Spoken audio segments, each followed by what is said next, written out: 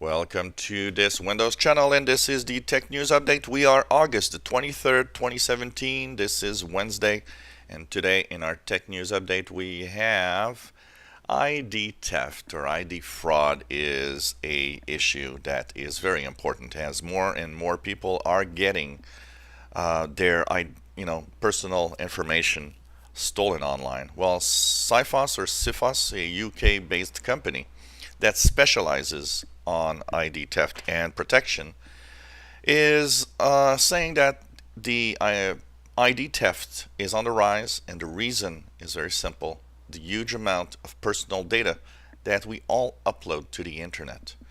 It says that something needs to be done, not necessarily in lowering the amount of data, though yes, that could help somewhat, but also in making things much safer online. So they say that companies need to take extra steps, and users also need to understand that if they upload personal info, what they can do to actually protect themselves. Firefox is kind of in the hot water a little bit now.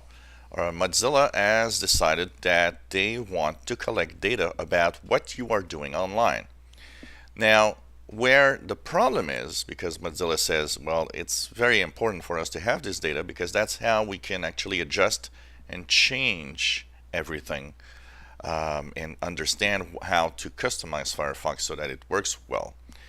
Well, what's happening is that they want to create a opt-out of the data collection service, but you'd have to pay to do it. And that's really what steers a lot of controversy here is, oh, well, if you don't want us to collect data, well, just pay us and we won't. And so this really is something that's kind of in a bad direction. You know, there should be a simple, you want to opt in or opt out, and that's it. You know, I'm sure if you explain, well, we're gonna, opt in for this data or collecting data, it's gonna be perfect. But and some people will just do it. You know, it's natural, just like Windows. Some people do agree to give the data. Why do you want some people to pay to opt out? That's a bad idea. Verizon is really not going to be the best company around in the next few years if it continues like this. It actually now has decided to do different types of programs that you can actually go to when you want to subscribe to internet service. And it says that on some plans, well, it will limit the internet and it will limit video and degrade video intentionally. So, when you talk about how net neutrality is important for everybody to have the same information and have the same amount of data, well, this is showing us that Verizon is really, really not cooperating, basically.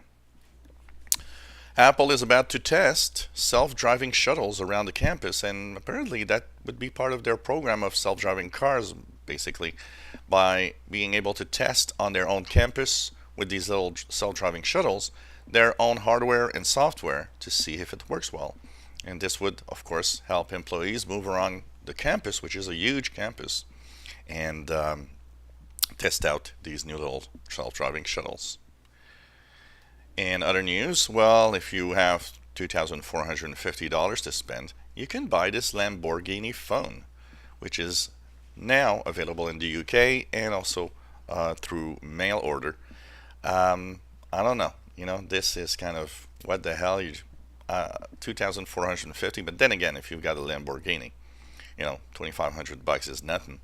But if you're thinking that, well, maybe that phone is really performing amazingly well, it's pretty much a standard phone and doesn't really perform much more than a couple of like $300 or $400 phone if you want. So it's just really matching the design of your car and your phone together. I'm sure somebody somewhere has a case that you can put over, for example, a Galaxy S8 phone that would do the same thing. Well, robots at home, a lot of people find the idea interesting, and especially if they can start doing some home chores that humans might not actually have to do. Well, IO Active, a Seattle-based company, has actually posted a video showing how you can actually hack into these robots easily, first of all, so that they become surveillance machine. They listen to you. They take video of you and stream it online. But even worse, they've turned it into Chucky, actually showing how they've actually been able to even have robots attack humans, which I'm sure is kind of interesting, and reminds you of some science fiction movies, basically. Well, last week we talked about the Department of Justice going way overboard with DreamHost asking and demanding for 1.3 million IP addresses for people that visited an anti-Trump website. Well, that has been changed. The Department of Justice has now backed down and said, no, we're not going to ask that anymore. And it says that the only reason it actually asked so many IPs is they didn't know how much data their actually warrant was asking for, and that it was just a bad warrant and it was really too wide. And yeah, right, of course, you wanted to have these. Come on. And finally, using face recognition software in the state of New York in the United States, while people actually renew their driver's license, has resulted in 4,000 people arrested for identity theft, as the computers were able to say, well, you're not that person on the driver's license, and that 21,000 more are under investigation.